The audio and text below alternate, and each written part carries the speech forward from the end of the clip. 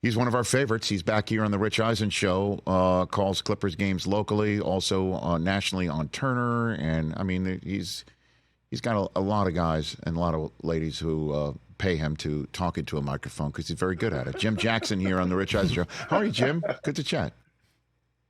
It's a good day. My Clips play today, man. We gotta rally back. Gotta rally back. What in the world happened the other night, Jim? What happened? The tendency for the Clippers, low energy. A lot of times you see this with our team, with the Clips. When you have a low energy, we tend to start off slow. In particular, sometimes you see it in the third quarter. Like when we were up 23 in Game 4, it was in Dallas, and then gave up the lead in the third. You saw the third quarter in Game 5 at home. And that's been the tendency, unfortunately, for our team. But then also with that, it's like that next game, you see a totally different team. And what I mean by energy, too, is that when the Clippers play with pace, when they get up and down the court, the ball is moving, it's hopping around. You can't guard everything. That's when it opens it up for, James Harden, the pick and roll with Zubac in the middle, and the lob threat is there. Paul George now has more space to work with. But the tendency we've had all year, even when Kawhi's been in the lineup, the ball will stick. And then it'll be slow movements. The pace will be slower. And we don't operate the same efficiency. And I think we're not as potent offensively and defensively when they play like that. Not to turn you into an information individual, but how badly hurt do you think Kawhi is, Jim? Well, I don't know if it's badly hurt, and I'm not a doctor. I think the swelling part of it is the issue in that knee. Kawhi played 63 games this year. He played a lot of games, didn't want to miss a lot. They had to maintenance some of those games sometimes because of that knee. And that's the struggle, too, because the surgically repaired knee, you come back, you're a little bit older, you play more games, put more pounding on it.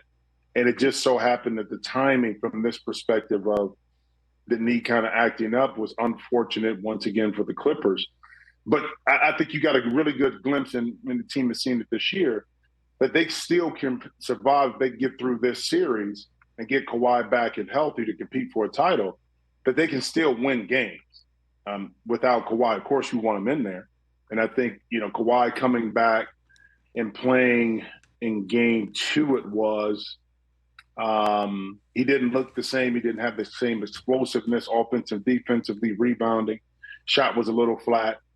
It was a result of that. And, you want the best for him long term more than anything else. But I do believe that the Clips get through the Mavericks, he can come back healthy and be ready to go for second round. So, what do you think of what the Mavericks are putting out there? It just, and again, I know Game 5 recency bias, but Luka puts up a triple-double after apologizing to Kyrie for not picking up the slack, and then just took over Los Angeles. The whole team did. Yeah. And in the past, too, the Clippers had problems last year guarding Luka. Listen, Luka, I think, averaged maybe 40 points against the Clippers. One-on-one is not a lot you can do. When you have a high-usage player like Luka, how are you going to stop him? Okay? I mean, what you try to do, and I think Terrence Mann is doing an excellent job of trying to stay with the switches, force him to his right, even though he's a right-handed player, but he makes that step back going left. He makes more plays, passing going left. You just got to make him less efficient like we saw before.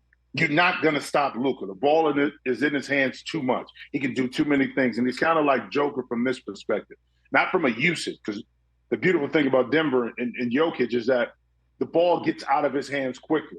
But where he really beats you is when you overhelp, overcommit, and now he's beating you with the pass. Derrick Jones is hitting three-point shots. It's, Cleaver hitting three-point shots. That's what beats you, too. Kyrie and Luka, if they get 30 apiece, okay, that's 60 points. That's 60 points.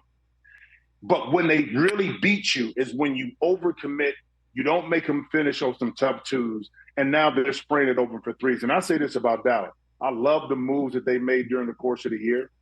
My man Nico Harrison, who I had a relationship since he was at Nike. I mean, getting Gafford in there was huge. PJ Washington was huge. They kind of restructured. And I'll say this too, man. I've always been a huge fan of Kyrie. You notice how quiet it's been around Kyrie this year? Mm-hmm. It's been all about basketball. And I think he's in a really, really great place mentally with that franchise, with Mark Cuban, with J. Kidd, with Luka.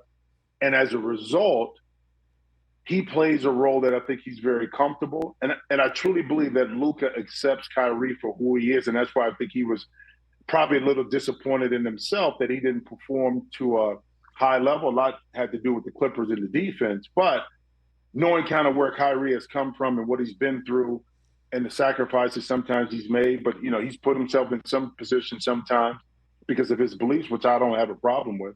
But you know, Dallas is one of those teams I said from the time they made the trade, better watch out for. Better watch out. Those two, plus with the moves they made, they're a tough out. Catch the Rich Eisen Show every single day on the Roku channel, 12 to 3 Eastern, for free.